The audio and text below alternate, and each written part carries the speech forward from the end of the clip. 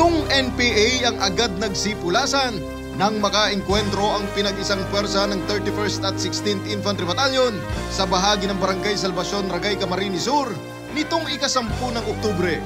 Naiwan sa pinangyarihan ng engkwentro ang 5 matataas na kalibre ng armas, anti-personnel mine, bandoliers, backpacks, magazine, daang-daang mga bala at mga personal na kagamitan. Walang naitalang nasaktan sa panig ng otoridad habang inaalam pa sa panig ng nagsitakas na rebelde na kabilang sa natitirang miyembro ng Platoon 1 KLG-1 SRC-1.